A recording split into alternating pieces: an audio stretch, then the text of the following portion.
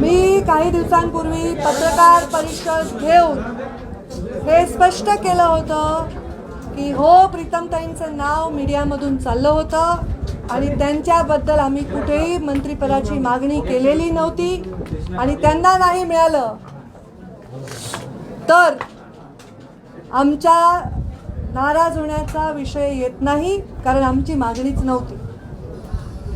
दुसरी गोष्ट, मी दिल्लीला गेले, ती सचिवांची बैठक होती. इथे मी पत्रकार परिषद घेऊन स्पष्ट भूमिका मांडल्यानंतरही कार्यकर्त्यांमध्ये प्रचंड रोष होता. त्यांनी राजीनामे द्यायला सुरुवात केली होती. मी दिल्लीला गेले, ती सचिवांची बैठक होती. त्या सचिवांच्या बैठकीमध्ये संघटनेचा विषय होता. गेल्या 6 वर्षामध्ये कधीही दिल्लीच्या कोणत्याही नेत्याने मला कुठल्याही विषयावर अशा पद्धतीने चर्चा करून समज दिली वगैरे अशी जी काहीतरी कोणीतरी चुकीची बातमी दिली आहे ते कधीही घडलेलं नाही. आमची प्रधानमंत्री नरेंद्र मोदींवर अत्यंत सुंदर बैठक पार पडली, अत्यंत इंटरॅक्टिव्ह बैठक पाडली आणि ती 100% संघटनेला समर्पित बैठक होती. त्याबद्दल कुठेही भाष्यता न करण्याचा आमचा नियम असल्यामुळे मी त्याच्यावर फारशी चर्चा करणार नाही. मी मागणीच केली नसल्यामुळे मी जाऊन तिकडे लोकांना काही बोलेन नेत्यांना हे अपेक्षितच नव्हतं. परंतु राजीनामा सत्र जे चालू होतं त्याच्यावर नक्कीच मी राष्ट्रीय अध्यक्षांना कानावर घातलं की असं पद्धत आहे, असं चालू आहे, लोक जरा नाराज आहेत.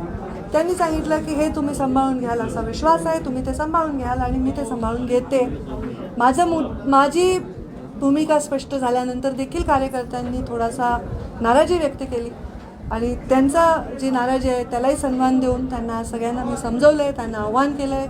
संख्या खूप जास्त असल्यामुळे मला माईकवर त्यांच्याशी संवाद साधावा लागला आणि त्यांना बोलावं लागलं आणि त्यांना मी जे बोलले ते तुमच्या सर्वांसमोर आहे. त्यामुळे मला वाटत नाही की आता या विषयाला कुठल्याही प्रकारचा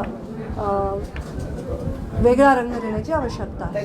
राजीनामा झालेले त्याचं पुढे आता काय, म्हणजे जे तुमच्या कार्यकर्त्यांनी राजीनामे दिलेले आता पुढे काय होणार? ते राजीनामे मला वाटतं भाजपाच्या नेत्यांनी पण बोललेत. आशिषजी शेलार बोललेत, प्रवीणजी दरेकर बोललेत, राम शिंदे बोललेत. मला वाटतं स्वतः देवेंद्र फडणवीसही बोललेत की आम्ही नाराज नाही. आता अजून कोणी बोलायची आवश्यकता नाही. मी असंही सांगितलं आहे की माझ्या कार्यकर्त्यांनी राजीनामे दिलेले मला मंजूर नाही, ते मागे घ्यावे. याचं कारण असं आहे की ते बिचारे त्यांच्या तालुक्याच्या स्तरावर आपल्या राजकारणात स्वतःच्या पायावर उभे असताना त्यांचे राजीनामे देऊन दबाव तंत्र वगैरे असं काही करण्याची मला आवश्यकता नाही, कारण माझा संवाद माझे जे नेते जे आहेत दिल्लीचे त्यांच्याशी व्यवस्थित आहे असं माझं मत आहे. धर्मयुद्ध म्हणाला आज भाषणामध्ये, नक्की थोडं इलॅबोरेट कराल का धर्मयुद्ध म्हणजे? हे पहा, लोकांच्या मनामध्ये जी भावना आहे ती भावना अशी तीव्र होत चालली आहे की ती मला डावलण्याची आहे आणि मी डावलूनही काही करत नाही ही भावना आहे. कारण लोक रस्त्यावरचे कार्यकर्ते आक्रमक आहेत.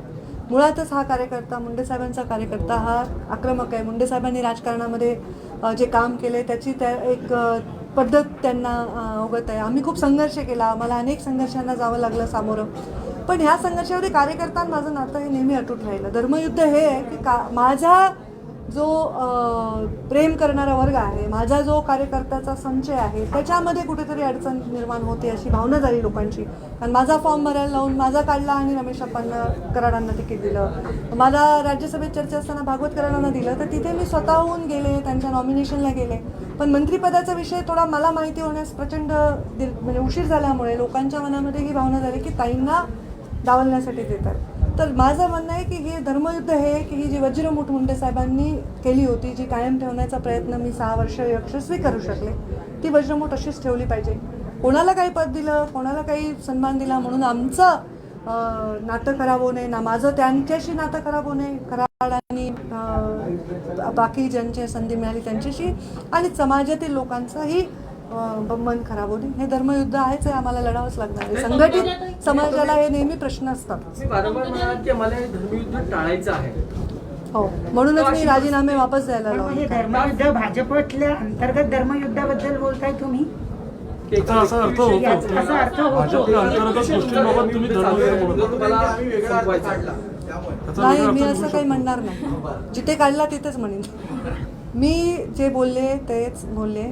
धर्मयुद्ध हे आहे की जेव्हा एखादा व्यक्ती राज्यभर प्रवास करून प्रचंड मेहनत करून एक संघटन करतो, ते त्याच्या नावावर त्याच्यावर प्रेम करणारा माणूस त्याच्या संघटनेशी जोडला जातो. त्याचा आणि संघटनेमध्ये विसंवाद असणं, आपल्या नेत्याला संघटनेमध्ये स्थान नाही अशा प्रकारची भावना विनाकारण मनामध्ये कार्यकर्त्यांच्या निर्माण होणारे निर्णय होणं, ह्याच्यामुळे एक प्रसंग मनामध्ये होतो. धर्मयुद्ध म्हणजे काय, तर आपल्या विचारांशी असलेला, आपल्या समर्पित संस्कारांशी असलेला हा संघर्ष आहे. आणि धर्मयुद्ध हेच आहे की ही जी माझी मोठ आहे ती मोठ डिस्टर्ब न होता कामा नये. भले कोणालाही पद मिळवून लोकांना वाटतं मला मिळालं पाहिजे, मला नाही मिळालं तरी मला माझी हरकत नाही, पण ही मजरमूत कायम राहायला पाहिजे, एकजूट कायम राहायला पाहिजे. अविचाराने कुठलाही निर्णय ताई म्हणून की योग्य वेळी निर्णय घेऊ असं तुम्ही म्हणाल. योग्य वेळी निर्णय घ्यायचा, अविचाराने कुठलाही निर्णय घ्यायचा नाही. योग्य वेळ कुठली? ते जेव्हा मला येऊ नये अशी माझी अपेक्षा आहे. अनेकदा बोललं जातं, त्यांनी ते लक्षात ठेवावं, त्याचा उल्लेख तुम्ही केला की पंकजा मुंडे यांना पक्षाने खूप दिलं याचा उल्लेख तुम्ही केला, अनेकांना दिलं गेलं आणि त्याचाही उल्लेख केला, तर तुमच्या बाबतीत हे सतत बोलून दाखवलं जातं. हे पहा, अत्यंत चांगला प्रश्न विचारला प्राजक्ता. मी माझ्याविषयी गेल्या 2-3 दिवसात जे जे स्टेटमेंट आले ते सगळे मी लिहून ठेवले. त्याच्यामध्ये भारतीय जनता पार्टीचा कोणताही नेता नकारात्मक नाही बोलला, खूप चांगलं आणि सकारात्मक आणि आशावादी बोलले. प्रत्येक नेता म्हणाले की नाही ताई सांभाळून घेतील, कार्यकर्त्यांचा संताप हा विद्रोह.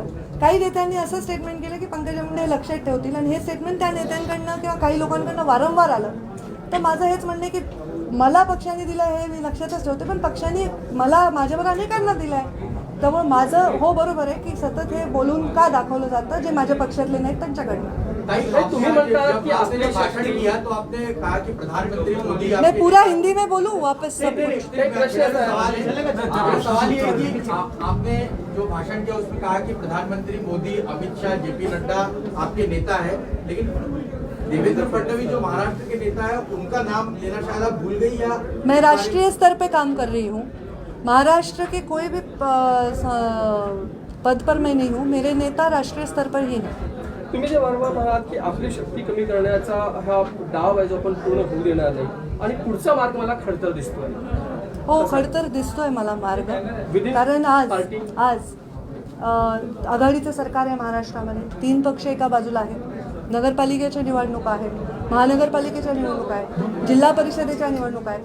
त्यामध्ये जर माझा कार्यकर्ता अगतिक असेल, माझा म्हणजे माझ्यामुळे माझ्या पक्षाशी जोडलेला आणि पक्षामुळे माझ्याशी जोडलेला, या दोन्ही कार्यकर्ते जर अगतिक असतील तर ते खडतरच मार्गाकडे जाणारी दिशा आहे. आणि ते होऊ नये, त्यांनी शांत राहावं, त्यांनी संयमाने राहावं, त्यांनी स्वतःच्या मजबूतीने राहावं, ही माझी अपेक्षा आहे. डोळे चोळून बघा, एकदा तुम्ही उल्लेख केलेला आहे. कोणतं दृश्य आहे वारंवार तुमच्या समोर येतं, ते डोळे कोणतं दृश्य नाही, एखादं दृश्य जेव्हा आपल्याला अस्पष्ट दिसत असतं तेव्हा आपल्याला आपण एकदा डोळे चोळून बघतो की ते खरंच अस्पष्ट आहे का स्पष्ट आहे. तर मी आत्ता डोळे चोळून बघितले की हे जे झालंय हे म्हणजे असं कुठल्याही चुकीच्या भावनांनी नाही झालंय.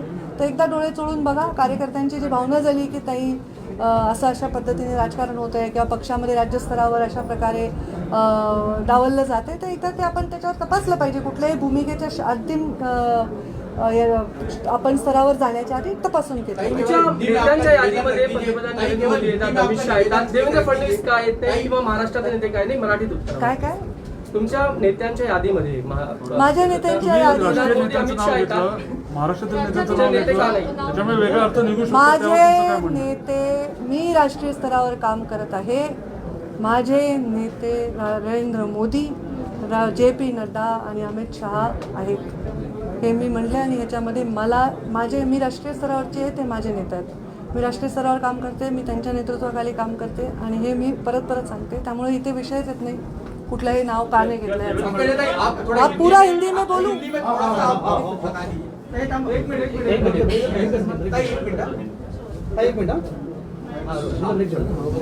मिनिट मराठीत एक छोटासा प्रश्न. मी म्हणाल की ज्या दिवशी अंगावर छत पडेल त्या दिवशी हिंदीमध्ये होतं. आता हे पहा, मला वाटतं की चांगली वक्ता आहे, आय डोंट नो तुम्हाला काय वाटतं, पण वक्ता जेव्हा बोलत असतो ना तर त्याचा सगळ्या अंगाने त्याचा विचार केला पाहिजे. तो आपलं भाषण फुलवत असतो. तुम्ही जर बघितलं माझे भाषण, मी पब्लिकशी संवाद साधते. मी असं उभा राहून धडधड माझे मुद्दे बोलून जात नाही, किंवा मी ते ऐकतायत का नाही याची दखल घेत नाही असंही नाही होत. त्यांना इन्व्हॉल्व ठेवते. आणि माझा फॉलोअर आहे, शहरी फॉलोअर आहे, जशाला जे अपील होईल ते वाक्य बोलते, अलंकारित बोलते, चांगलं बोलते. चांगलं वक्तृत्व आहे, प्रत्येक गोष्टीचं आपण किस पाडण्याची आवश्यकता नाही. कहीं हिंदी का अपना निवेदन रख दीजिए जो मैं आज जो कार्यकर्ता पूरे राज्य भर से आए थे, कुछ तेलंगाना, मध्य प्रदेश, गुजरात से छोटे छोटे पंचायत के सदस्य वगैरह आए थे, आज उन सब से मैंने बातचीत की। बातचीत जाहिर तरीके से करनी पड़ी क्योंकि बहुत संख्या में आए थे, माइक लगाकर उनसे संवाद किया। आपने देखा कि वो भी बात कर रहे थे और मैं भी उनसे बात कर रही थी। उन्होंने सबने रेजिग्नेशन दिया था और ये रेजिग्नेशन का कारण उनका असंतोष बताया था। वो असंतोष ये था कि उनकी इच्छा थी कि भारतीय जनता पार्टी में मंत्रिमंडल जो अभी प्रीतम दई काम कर रही है, जो मेरी बहन है, जो सांसद है, लोकसभा से चुन के आई है, उनका नाम चल रहा था मीडिया के माध्यम से और चर्चा हो रही थी। तो उनका नाम चलने के बाद उनको मंत्री पद नहीं मिला, वो तो है ही नहीं, पर डॉक्टर भागवत कराड़ इनको मिला। उस बारे में मैंने ऑलरेडी पत्रकार परिषद लेकर कुछ दिन पहले खुलासा किया था कि मेरे परिवार ने, प्रीतम मुंडे ने कभी कोई मांग नहीं की कि हम मंत्री पद चाहते हैं। और मैंने कोई नेता से इस बारे में कोई बात नहीं की। तो हमारी जब हमने मांग ही नहीं की तो नाराज़गी का प्रश्न उद्भवता नहीं है। और इसमें जो डॉक्टर कराड़ को मिला वो भी मुंडे साहब के कार्यकर्ता हैं, मुंडे साहब के विचारों पे चलने वाले कार्यकर्ता हैं और उनको मिला है तो मैंने उनका अभिनंदन किया। वो मुझसे उम्र में बड़े हैं, उनका अवमान ना हो ऐसा आह्वान मैंने लोगों को किया। और मैंने ये स्पष्ट किया है कि हमारी कोई मांग नहीं थी। लोगों के बीच में इसलिए दुख है, इसलिए थोड़ा सा असंतोष है क्योंकि लोग चाहते हैं कि अपने नेता को ताकत मिले।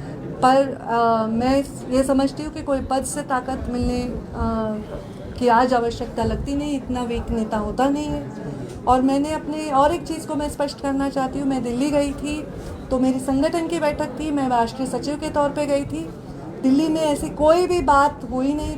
कुछ माध्यमों ने ये चलाया कि हमें मोदी जी ने डांटा या हमने मोदी जी ने कुछ बताया, ये सब गलत बात है। मोदी जी के साथ बहुत ही सुंदर मार्गदर्शन हुआ, बहुत ही सुंदर आदान प्रदान विचारों का हुआ और 100% संगठन की बैठक थी। उन्होंने ऐसी कोई बात कभी कही नहीं। और जेपी नड्डा जी हमारे राष्ट्रीय अध्यक्ष हैं, मैंने उनसे भी बातचीत की। ये राजीनामा लोग दे रहे हैं, रेजिग्नेशन दे रहे हैं और उनके बारे में मैंने चर्चा की। और किसी ने मुझे पूछकर जवाब मांगा नहीं, मैंने खुद से उनसे चर्चा की और उनको सारी चीज़ें बताई और उन्होंने कहा कि आप इसको संभाल लेंगे, हमें विश्वास है। और मैंने यही कहा कि लोगों का असंतोष है, मैं उसको संभाल लूँगी। आपने धर्म युद्ध जब तक टाल सकते हैं तब तक टालने की बात कही है, उसको थोड़ा विस्तार में समझाइए। ये मेरे कार्यकर्ता है, ये बहुत बड़ा संचय है, ये महाराष्ट्र के कोने कोने में है। ये मेरे वजह से कुछ लोग पार्टी से जुड़े होंगे, कुछ लोग पार्टी की वजह से मुझसे जुड़े होंगे। तो ये जो लोग हैं इनके मन में अगर हमेशा ये रहा कि प्रश्न चिन्ह कि हम क्या करें, हमारी नेता का क्या है, मैं उनको चाहती हूँ प्रश्न चिन्ह से वो बाहर निकले, वो द्वंद्व से बाहर निकले। और ये धर्म युद्ध होता है हमेशा आर या पार। जो मेरा कार्यकर्ता थोड़ा आक्रामक है वो हमेशा, जबकि मैंने प्रेस लेकर क्लियर करके भी उन्होंने राजीनामा दिया तो मैंने उनको ये कहा कि मुझे इस धर्म युद्ध में नहीं जाना है। मैं नहीं चाहती कि मेरे नेता के पद के लिए कार्यकर्ता शहीद हो जाए और अपने पदों से रेजिग्नेशन दे। वो उनके पद बहुत ज़्यादा मेरे लिए मायने रखते हैं। वो अपने छोटे छोटे घर में, छोटी छोटी परिस्थितियों में से निकलकर वो अपने पदों पर तक अपना प्रवास तय करते हैं और मैं नहीं चाहती कि वो अपने पदों का मेरे इस प्रवास में बलिदान दे। जबकि उनको अगर पद मिले, भले ही वो भागवत कराड़ हो और कोई हो, तो ये मेरे लिए सम्मान की बात है। मैं जातिवाद में विश्वास नहीं करती, पर ये जो जाति है वो एक संघ है, एक दिशा में जाने वाली है और इसमें अगर कोई टूट पड़ती है तो मेरा दिल दुखता है। मैं नहीं चाहती कि वो टूट पड़े। लेकिन आपने सही समय आने की बात की, सही समय आने पर निर्णय लिया जाएगा। आपने कहा सही समय आने पर निर्णय लिया जाएगा, अविचार से कोई निर्णय नहीं लेना। वो सही समय कौन सा है, सही समय पर कौन सा निर्णय लेने की बात आप कर रहे हैं? जब वो आएगा तब मुझे पता चलेगा। अभी कार्यकर्ताओं का संवाद अलग होता है और पत्रकारों से संवाद अलग होता है। कार्यकर्ताओं से मैं भाषण देती नहीं हूँ, मैं अपना भाषण याद करके आके डिलीवर करके नहीं जाती हूँ। मैं हमेशा देखती हूँ कि प्रतिसाद क्या है, रिस्पांस क्या है। और ज़रूर हर राजनीति में, हर फील्ड में ये युद्ध सबको इससे गुजरना पड़ता है, आपको भी गुजरना पड़ता होगा।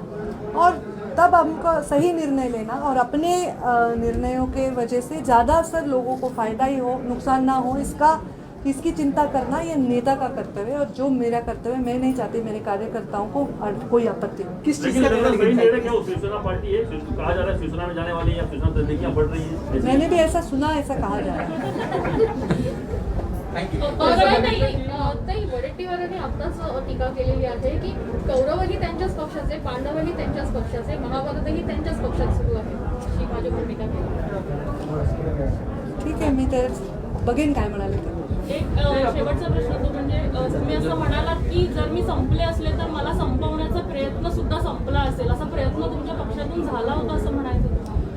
हे पहा, मला सतत संघर्ष माझ्या वाट्याला आलेला आहे आणि आता माझा कार्यकर्ता जो दुखावला गेला आहे तेव्हा मी अत्यंत मोकळी व्यक्त झाली आणि मला असं वाटतं की ह्या सगळ्या गोष्टींची सगळ्या पद्धतीने ज्यांना सर्वांना आम्हाला माहिती आहे की कसं आहे महाराष्ट्राचं राजकारण, कसं आहे महाराष्ट्राचं पॅटर्न, ह्या सगळ्या गोष्टींना सांभाळून घेऊनही राजकारण करता येतं. उदाहरणार्थ जेव्हा डॉक्टर बागवतकरांना राज्यसभा द्यायची होती तेव्हा मी त्यांचं नॉमिनेशन करायला गेले होते. त्यामुळे ह्या गोष्टी ज्या होत राहतात, कुठेतरी मीडियात एक बातमी होते प्रीतम मुंडे दाखल झाल्या तिथे, मग आम्हाला ते क्लिअर करावं लागते की बाबा आम्ही मुंबईत आहे. मग कोणीतरी म्हणतं की पंकजा मुंडे नाराज, आम्हाला क्लिअर करावं लागते की नाही बाबा आम्ही नाराज नाही, आम्ही मागितलंच नाही तर नाराज कशाला, जी गोष्ट मी मागितलीच नाही. हे सतत जे चाललेलं आहे हे कुठेतरी मला डिस्टर्ब करणार आहे आणि त्यामुळे मी त्याच्यावर स्पष्ट भूमिका घेतली आणि मला वाटतं की हे जे आता चाललं आहे पक्षामध्ये बऱ्याच लोकांना ऐकून घेण्याची आवश्यकता आहे आणि त्याच्यात मीही काही रोल प्ले करेन आणि नेत्यांनी वरच्या दखल घ्यावी असं माझं ते कॉमा